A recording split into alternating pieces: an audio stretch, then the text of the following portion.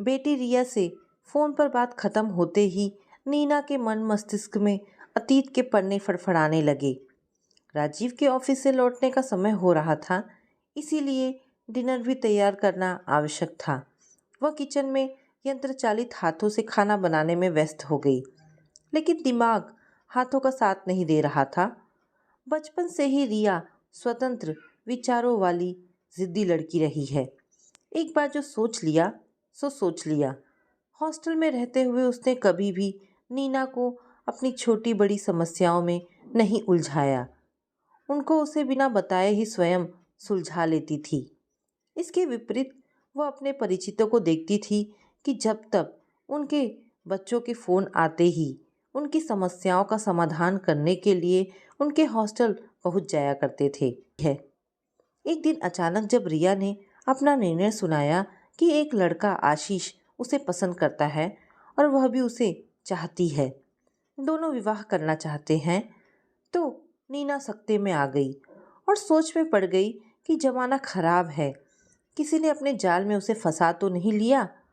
देखने में तो सुंदर तो वह है ही, उम्र भी अभी अपरिपक्व है, पूरी 21 वर्ष की तो हुई है अभी।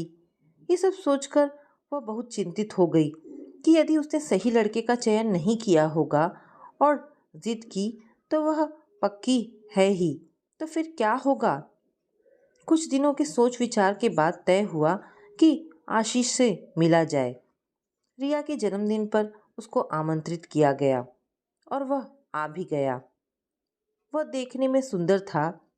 एमबीए की पढ़ाई पूरी करके किसी नामी कंपनी में सीनियर मैनेजर की पोस्ट पर कार्यरत था। पढ़ाई में आरंभ से ही अव्वल रहा। वह उन सबको बहुत भा गया था। केवल अलग जाति होने के कारण विरोध करने का कोई औचित्य नहीं लगा। उन्होंने विवाह की स्वीकृति दे दी, लेकिन आशीष के माता पिता ने आरंभ में तो रिश्ता करने से साफ इनकार कर दिया था। लेकिन इकलौते बेटे की जिद के कारण उन्हें घुटने टेकने पड़े और विवाह धूमधाम से हो गया। रिया अनचाही बहू बनकर ससुराल चली गई। रिया अपने मधुर स्वभाव के कारण ससुराल में सबकी चहेती बन गई। सबके दिल में स्थान बनाने के लिए उसे बहुत संघर्ष करना पड़ा, क्योंकि ऐसा करने में उसे आशीष का सहयोग प्राप्त नहीं हुआ। उसने पाया कि आशीष का अपने परिवार से तालमेल ही नहीं था। बिना लिहाज के अपने माता पिता को कभी भी कुछ भी बोल देता था। रिया हैरान होती थी कि कोई अपने जन्मदाता से ऐसा व्यवहार कैसे कर सकता था। उसे समझाने की कोशिश करती तो वह और भड़क जाता था। धीरे धीरे उसको एहसास हुआ कि दोष उसमें नहीं, उसकी परवरिश में है। उसके अपने माता पिता के विपरीत आशीष के माता पिता उसकी भावनाओं की कभी भी कद्र नहीं करते थे। अब वह इतना बड़ा हो गया था, फिर भी उसकी बात को महत्व नहीं देते थे, जिसका परिणाम होता था कि वह आक्रोश में कुछ भी बोल देता था। कभी कभी रिया असमंजस की स्थिति में आ जाती कि किसका साथ दे। माता पिता की गलती देखते हुए भी बड़े होने का लिहाज करके उनको कुछ भी नहीं बोल पाती थी। एक दिन माँ और बेटे में विवाद इतना बढ़ गया कि आशीष ने तुरंत अलग घर लेने का निर्णय ले डाला। रिया ने उसे बहुत समझाया, लेकिन वह अपने इरादे से टस से मस नहीं हुआ। वह क्या करती। माँ ने भी अपने अहंकार के कारण उसे रोका नहीं। वह दोनों के बीच पिस गई। अंत में उसे पति धर्म निभाना ही पड़ा। अपने परिवार से अलग होने के बाद तो आशीष और भी मनमाना हो गया। जो लड़का विवाह के पहले कभी अपने माँ से नहीं जुड़ा, वो अपनी पत्नी से क्या जुड़ेगा। विवाह जैसे प्यार भरे बंधन के रेशमी धागे उसे लोहे की जंजीरें लगने लगी। आरंभ से ही हॉस्टल में स्वच्छंद रहने वाले आशीष को विवाह एक कैद लगने लगा। एक दिन अचानक आशीष का फ़ोन उसके पास आया। वह बोला, अपनी बेटी को समझाओ, बच्ची नहीं है अब। इससे पहले कि वह अपनी बात पूरी करे, रिया ने उसके हाथ से फ़ोन ले लिया और कहा, मम्मा आप बिल्कुल परेशान मत होना, ऐसे ही इसने बिना सोचे समझे आपको फ़ोन घुमा लिया। छोटे मोटे झगड़े तो होते ही रहते हैं, लेकिन आशीष को पहली बार इतनी अशिष्टता से बात करते हुए सुनकर वह सकते में आ गई। सोचने लगी कि उनकी अपनी पसंद का विवाह है, फिर क्या समस्या हो सकती है। एक बार उसने और राजीव ने मन बनाया कि रिया के यहाँ जाकर उसका घर देखा जाए। उसने कई बार बुलाया भी था। विचार आते ही वे दोनों दिल्ली पहुँच गए। वे दोनों स्टेशन लेने आए थे। साल भर बाद नीना उनसे मिल रही थी। मिलते ही नीना की दृष्टि रिया के चेहरे पर टिक गई। उसका चेहरा पहले से अधिक कांतिमय लग रहा था। सुंदर तो वह पहले से ही थी, अब अधिक लावण्यमयी लग रही थी। उसे याद आया कि जब आशीष के माता पिता ने विवाह से इनकार कर दिया था तो उसका चेहरा कितना सूखा और निस्तेज लगता था। तब वे लोग कितना घबरा गए थे। आज उसको देखकर उसे बहुत तसल्ली हुई थी। 8 किलोमीटर की दूरी पर उनका घर था। वहां पहुंचकर उसने पाया कि वह 2 बेडरूम का घर था। रिया ने अपने घर को बहुत व्यवस्थित ढंग से सजा रखा था। घर के रख रखाव में तो उसे बचपन से ही बहुत रुचि थी। यह देखकर बहुत संतोष हुआ कि सास ससुर के साथ रहते हुए आशीष का उनसे तालमेल न होने के कारण रात दिन जो विवाद होते थे वे समाप्त हो गए हैं और वे दोनों आपस में बहुत प्रसन्न हैं। लेकिन उसका यह भ्रम शीघ्र ही टूट गया। अगले दिन ही सुबह उसने देखा कि आशीष रिया को छोटी छोटी बातों में नीचा दिखाने से नहीं चूकता था। चाहे उसके खाने का, कपड़े पहनने का या खाना बनाने का ढंग हो, वह उसके किसी भी कार्यकलाप से खुश नहीं रहता था। बात बात में उसे ताने देता रहता था कि उसको कुछ नहीं आता, वह कुछ नहीं कर सकती। रिया चुपचाप सुनती रहती थी। आशीष की उससे इतनी अधिक अपेक्षाएं रहती थी कि उनको पूरा करना उसके वश की बात नहीं थी। उसके जिन गुणों, उसका मासूम लुक देता चेहरा, उसकी नाजुकता, उसकी मीठी आवाज़ के कारण विवाह से पहले उस पर रिझा था, वे सब उसके लिए अब बेमानी हो गए थे। वे दोनों अवाक उसकी बेसिर पैर की बातें सुनते थे।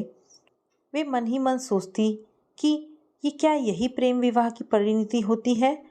आशीष ने जिससे विवाह करने के लिए एक बार अपने माता पिता का घर तक त्याग कर दिया था, आज उसी का व्यंग बाणों से कलेजा छलनी कर रहा था। दामाद था इसलिए उसे क्या कहते, लेकिन आखिर कब तक। एक दिन नीना के सब्र का बांध टूट गया और वह रिया से बोली, चल अभी हमारे साथ वापस चल। हमने देख लिया और बहुत झेल लिया तुम लोगों का तमाशा। उसके बोलते ही आशीष उठकर घर से चला गया। रिया बोली, मम्मा मुझे उसकी तो आदत पड़ गई है। मेरा उसको छोड़कर आपके साथ जाना ठीक है क्या? ऐसी बातें तो होती रहती हैं। देखना थोड़ी देर में वह सब कुछ भूल जाएगा और सामान्य हो जाएगा। वह अपनी बेटी रिया की बात सुनकर दंग रह गई। इतनी सहनशील तो वह कभी नहीं थी, पर आत्मसम्मान भी तो कोई चीज़ होती है। उसने कहा, बेटा तूने उसके इस बर्ताव के बारे में हमें कभी कुछ बताया नहीं। क्या बताती मम्मा, शादी भी तो मेरी मर्जी से हुई थी, आप सुनकर करती भी क्या। लेकिन इसमें आशीष की भी गलती नहीं है मम्मा। आपको तो पता है उसकी माँ ने बचपन से ही उसे हॉस्टल में डाल दिया था। उसने कभी जाना ही नहीं कि परिवार क्या होता है और उसका सुख क्या होता है। कभी उसकी इच्छाओं को प्राथमिकता दी ही नहीं गई, न ही कभी कोई कार्य करने पर उसे प्रोत्साहन के 2 बोल ही सुनने को मिले। इसीलिए ही ऐसा है, दिल का बुरा नहीं है। आज उसकी बदौलत ही इतनी अच्छी ज़िंदगी जी रही हूँ। धीरे धीरे सब ठीक हो जाएगा, आप चिंता ना करें। लेकिन नीना पर उसके तर्क का कोई सकारात्मक प्रभाव नहीं पड़ा था। रिया ने उसके चेहरे के भाव पढ़कर आशीष को फ़ोन करके घर आने के लिए कहा और वह आ भी गया। दोनों ने एक और जाकर कोई बात की। उसके बाद आशीष उनके पास आया और बोला, सॉरी मम्मा पापा। यह सुनकर उन दोनों का मन थोड़ा हल्का हुआ। उनके लौटने का दिन करीब होने पर वे रिया के सास ससुर से मिलने गए। उसकी सास ने कहा, मेरी बहू रिया तो बहुत स्वीट नेचर की है, मुझे उससे कोई शिकायत नहीं है। उन्हें यह सोचकर बहुत संतोष हुआ कि कम से कम उसकी सास तो उससे बहुत प्रसन्न रहती है। एक दिन रिया ने जब उसे उसके नानी बनने का समाचार देकर चौंका दिया तो वे खुशी से फूले नहीं समाये। उसका कहना था कि उसकी डिलीवरी के समय उसे ही उसके पास रहना होगा, नहीं तो आशीष और अपनी सास के विवादों से उस समय वह परेशान हो जाएगी।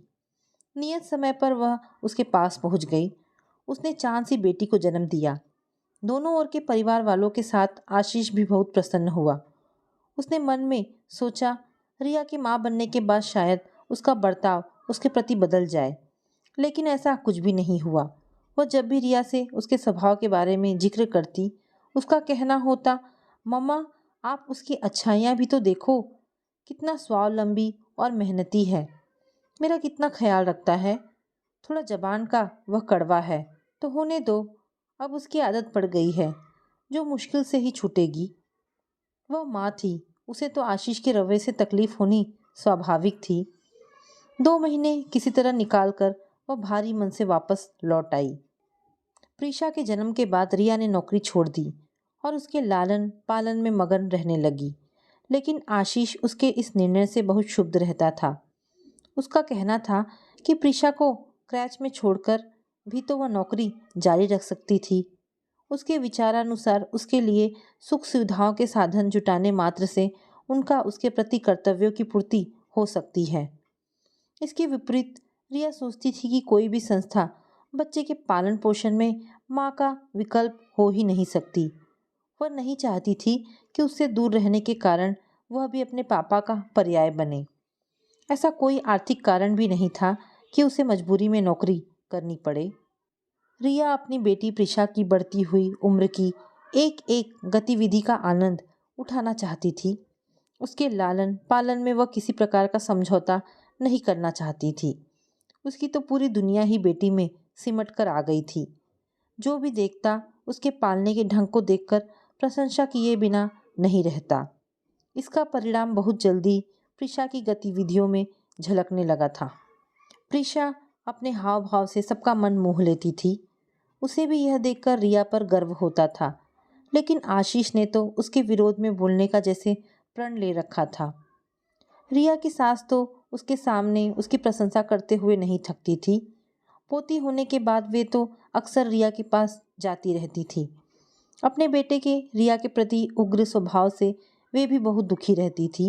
उन्होंने कई बार रिया से कहा कि वह उनके साथ आकर रहे, लेकिन रिया ने मना कर दिया।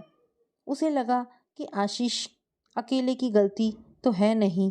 उसे रिया पर गुस्सा भी आता था कि आखिर स्वाभिमान भी तो कुछ होता है। पढ़ी लिखी है, अकेले रहकर भी नौकरी करके प्रीशा को पाल सकती है। पहले वाला जमाना तो है नहीं कि विवश होकर लड़कियां पति के अत्याचार सहते हुए भी उनके साथ रहें। नीना ने उसे कई बार समझाया, वह सुधरने वाला नहीं है। आदमी दिल का कितना भी अच्छा हो, उसे अपनी जबान पर भी तो कंट्रोल होना चाहिए। तू उससे अलग हो जा, हम तुझे पूरा सहयोग देंगे। मैं आशीष से बात करूं क्या? तो उसने आज जो फ़ोन पर उत्तर दिया, उससे तो नीना की सोच पर पूर्ण विराम लगा दिया था। मम्मा, शादी का निर्णय मेरा था, आप मेरी चिंता बिल्कुल ना करें। आगे मेरे भविष्य के लिए मुझे ही सोचने दीजिए। मेरे ही जीवन का प्रश्न नहीं है। रिया को प्रीशा के भविष्य के बारे में भी सोचना है। बच्चे की अच्छी परवरिश के लिए माँ बाप दोनों का उसके साथ होना आवश्यक है। फिर आशीष उसे कितना प्यार करता है और उसके पालन पोषण में किसी प्रकार की कमी नहीं छोड़ता है। आप जानती हैं, मेरे ससुराल वाले भी मुझे और प्रीशा दोनों को कितना प्यार करते हैं। आशीष से रिश्ता टूटने पर हम दोनों का उनसे भी रिश्ता टूट जाएगा। आखिर उनका क्या कसूर है? प्रीशा को उसके पापा और दादा दादी के प्यार से वंचित रखने का उसे क्या अधिकार है? प्रीशा को थोड़ा बड़ा हो जाने दो। 2 साल की हो गई है। आज के बच्चे पहले की तरह दब्बू नहीं हैं। देखना, वही अपने पापा का सुधार करेगी। शादी एक समझौता है। यह 2 व्यक्तियों का ही नहीं, 2 परिवारों का बंधन है। इसके टूटने से बहुत सारे लोग प्रभावित हो सकते हैं। अभी ऐसी स्थिति नहीं है कि वह आशीष से संबंध तोड़ ले। आखिर उसने उससे प्यार किया है।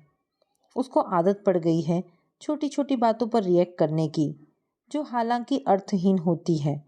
कभी ना कभी उसे समझ आएगी ही कि ऐसा रिया को विश्वास है। रिया ने धारा प्रवाह बोलकर उसे बोलने का मौका ही नहीं दिया। एक बार तो यह लगा कि वह उसकी माँ नहीं, वह उसकी माँ है। विवाह के बाद कितनी समझदार हो गई है वह। यह तो उसने सोचा ही नहीं कभी कि पति से रिश्ता तोड़ने पर पूरे परिवार से संबंध टूट जाते हैं। आज नीना को अपनी बेटी पर गर्व होने लगा था। तो दोस्तों, ये कहानी यहाँ पर समाप्त होती है। आशा करती हूँ आपको ये कहानी ज़रूर पसंद आई होगी। अगर कहानी पसंद आई है तो प्लीज़ इसे लाइक एंड शेयर करें। धन्यवाद दोस्तों।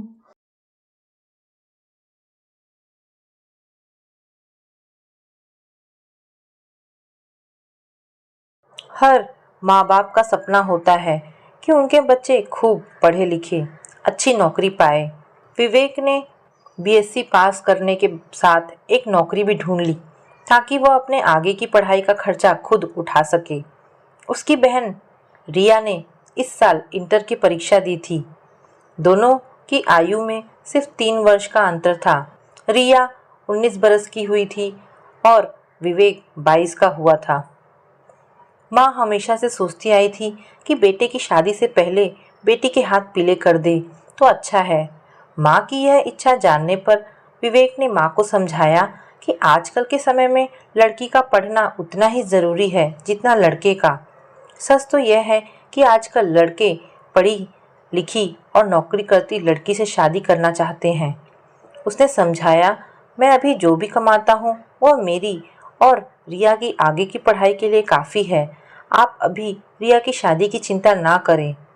विवेक ने रिया को कॉलेज में दाखिला दिलवा दिया और पढ़ाई में भी उसकी मदद करता रहा। कठिनाई केवल एक बात की थी, वह थी रिया का जिद्दी स्वभाव। बचपन में तो ठीक था, भाई उसकी हर बात मानता था, पर अब बड़ी होने पर माँ को उसका जिद्दी होना ठीक नहीं लगता, क्योंकि वह हर बात हर काम अपनी मर्जी अपने ढंग से करना चाहती थी। पढ़ाई और नौकरी के चलते अब विवेक ने बहुत अच्छी नौकरी ढूंढ ली थी। रिया का कॉलेज खत्म होते उसने अपनी जान पहचान से रिया की नौकरी का जुगाड़ कर दिया था। माँ ने जब दोबारा रिया की शादी की बात शुरू की तो विवेक ने आश्वासन दिया कि अभी उसे नौकरी शुरू करने दे और वह अवश्य रिया के लिए योग्य वर ढूंढने का प्रयास करेगा। इसके साथ ही उसने माँ को बताया कि वह अपने ऑफिस की एक लड़की को पसंद करता है और उससे जल्दी शादी भी करना चाहता है, क्योंकि उसके माता पिता उसके लिए लड़का ढूंढ रहे हैं। माँ यह सब सुनकर घबरा गई कि पति को कैसे यह बात बताई जाए। आज तक उनकी बिरादरी में विवाह माता पिता द्वारा तय किए जाते रहे थे। विवेक ने पिता को सारी बात खुद बताना ठीक समझा। विवेक ने अपने पिता को सारी जानकारी दी, लेकिन यह नहीं बताया कि माँ को सारी बात पता है। पिता खुश हुए पर कहा अपना निर्णय वे कल बताएंगे। अगले दिन जब पिता ने अपने कमरे में से आवाज़ दी तो वहां पहुंच विवेक ने माँ को भी वहीं पाया। हैरानी की बात थी कि बिना लड़की को देखे, बिना उसके परिवार के बारे में जाने, पिता ने कहा, ठीक है, तुम खुश हो तो हम खुश। यह बात विवेक ने बाद में जानी कि पिता ने जान पहचान के एक ऑफिसर जो उसी के ऑफिस में ही थे से वे सब जानकारी ले चुके थे। एक समय इस ऑफिसर के भाई व विवेक के पिता अच्छे मित्र थे। ऑफिसर ने बहाने से लड़की को बुलाया था कुछ काम समझाने के लिए। कुछ देर काम के विषय में बातचीत चलती रही और विवेक के पिता को लड़की का व्यवहार व विनम्रता भा गई। उल्टे पास बरेली को लड़की वालों के यहाँ से कुछ रिश्तेदार विवेक के घर में बुलाए गए।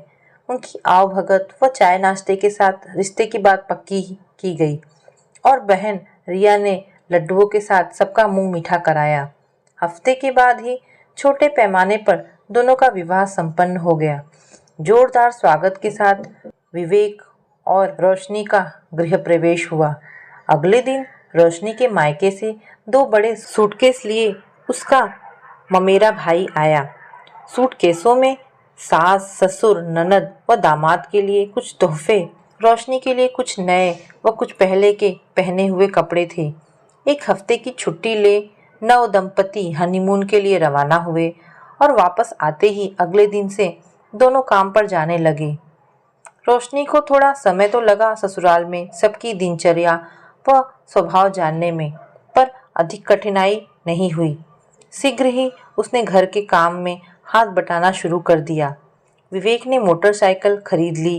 दोनों काम पर इकट्ठे आते जाते थे। विवेक ने घर में एक बड़ा परिवर्तन महसूस किया जो रोशनी के आने से आया। उसके पिता, जो स्वभाव से कम बोलने वाले इंसान थे, अपने बच्चों की जानकारी अक्सर अपनी पत्नी से लेते रहते थे और कुछ काम हो, कुछ चाहिए हो तो माँ का नाम ले आवाज़ देते थे। अब कभी कभी रोशनी को आवाज़ दे बता देते थे और रोशनी भी झट आई पापा कह हाजिर हो जाती थी। विवेक ने देखा रोशनी पापा से निसंकोच दफ्तर की बातें करती या उनकी सलाह लेती, जैसे सदा से वह इस घर में रही हो या उनकी बेटी ही हो। विवेक पिता के इतने करीब कभी नहीं आ पाया। सब बातें माँ के द्वारा ही उन तक पहुँचाई जाती थी।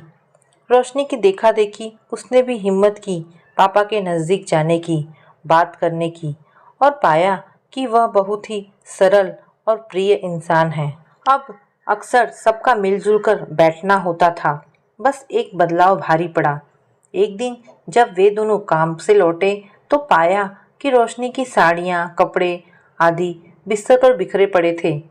रोशनी कपड़े तहकर वापस अलमारी में रख जब माँ का हाथ बटाने रसोई में आई तो पूछा, माँ आप कुछ ढूंढ रही थी मेरे कमरे में?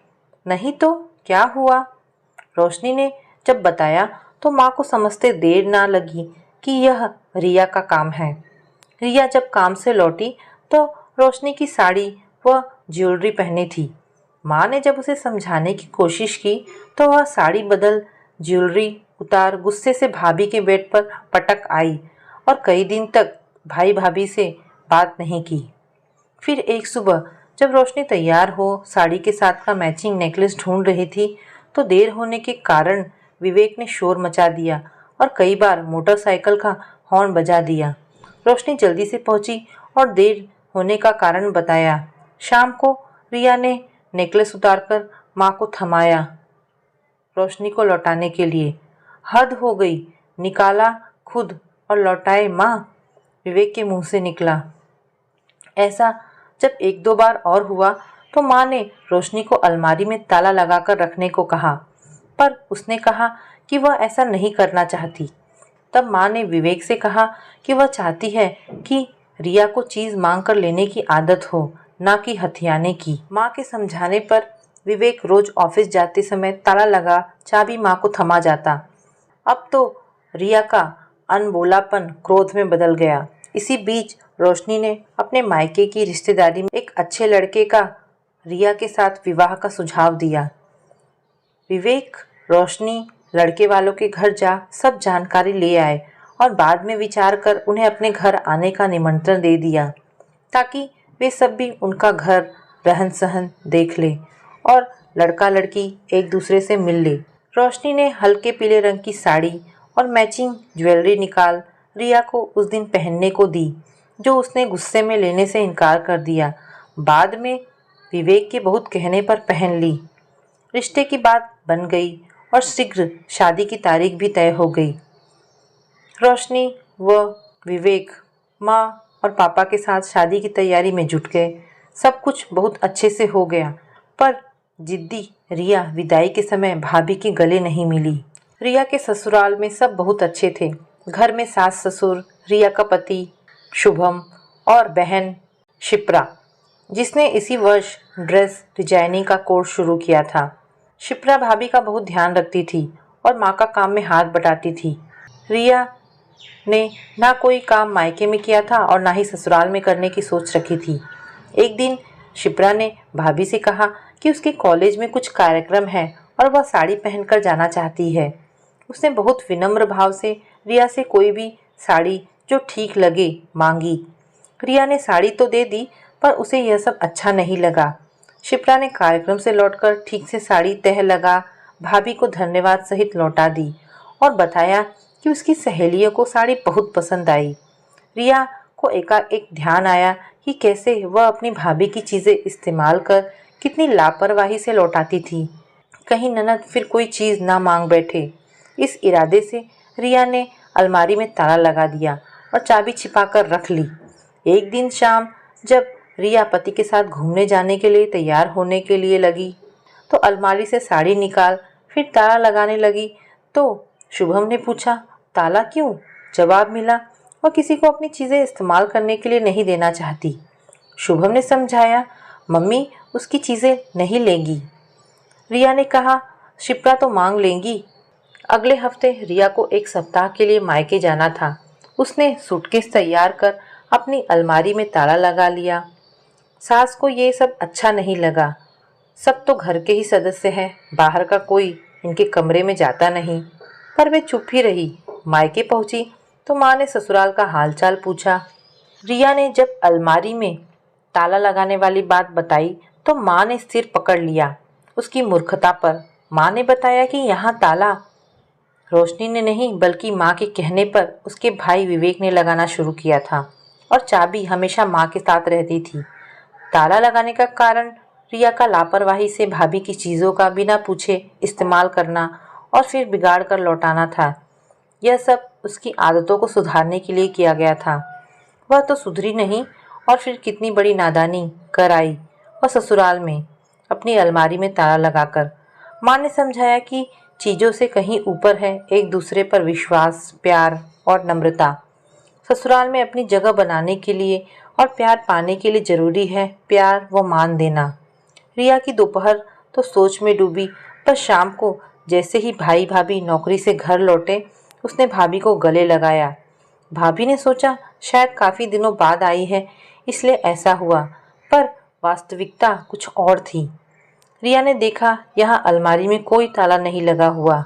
वह भी शीघ्र ससुराल वापस जा ताले को हटा मन का ताला खोलना चाहती है ताकि अपनी भूल को सुधार सके, सबकी चहेती बन सके जैसे भाभी है यहाँ। एक हफ्ता मायके में रहकर उसने बारीकी से हर बात को देखा, समझा और जाना कि शादी के बाद ससुराल में सुख पाने का मूल मंत्र है सबको अपना समझना, बड़ों को आदर मान देना और जिम्मेदारियों को सहर्ष निभाना। इतना कठिन तो नहीं है ये सब। कितनी सहजता है भाभी की अपने ससुराल में, जैसे वो सबकी और सब उसके हैं। माँ के घुटनों में दर्द रहने लगा। रिया ने देखा कि भाभी ने सब काम संभाल लिया था और रात को सोने से पहले रोज वे माँ के घुटनों की मालिश कर देती थी ताकि वे आराम से सो सकें। अब वही भाभी जिसके लिए उसके मन में इतनी कटुता थी उसकी आदर्श बनती जा रही थी। एक दिन जब रोशनी और विवेक को ऑफिस से आने में देर हो गई तब जल्दी कपड़े बदल रोशनी रसोई में पहुंची तो पाया रात का खाना तैयार था। माँ से पता चला कि खाना आज रिया ने बनाया है। यह बात दूसरी थी कि सब निर्देश माँ देती रही थी। रिया को अच्छा लगा जब सबने खाने की तारीफ की। रोशनी ने ऑफिस से देर से आने का कारण बताया। वह और विवेक बाजार गए थे। उन्होंने वे सब चीज़ें सबको दिखाई जो रिया के ससुराल वालों के लिए खरीदी गई थी। इस इतवार दामाद जी रिया को लिवाने आ रहे थे। खुशी के आंसुओं के साथ रिया ने भाई भाभी को गले लगाया और धन्यवाद दिया। माँ भी अपने आंसू रोक ना सकी बेटी में आए बदलाव को देखकर। रिया ससुराल लौटी एक नई उमंग के साथ, एक नए इरादे से, जिससे वह सबको खुश रखने का प्रयत्न करेगी और सबका प्यार पाएगी, विशेषकर शुभम का। रिया ने पाया कि उसकी सास हर किसी से उसकी तारीफ करती है। ननद उसकी हर काम में सहायता करती है और कभी कभी प्यार से भाभी जान बुलाती है। ससुर फूले नहीं समाते कि घर में अच्छी बहू आई और शुभम रिया पर प्यार लुटाता नहीं थकता। रिया बहुत खुश थी कि जैसे उसने बहुत बड़ा किला फतेह कर लिया हो एक छोटे से हथियार से, जिसका नाम है प्यार का हथियार। तो दोस्तों, ये प्यारी सी कहानी आपको कैसी लगी? अगर आपको कहानी पसंद आई हो तो प्लीज़ इसे लाइक एंड शेयर करें। धन्यवाद दोस्तों।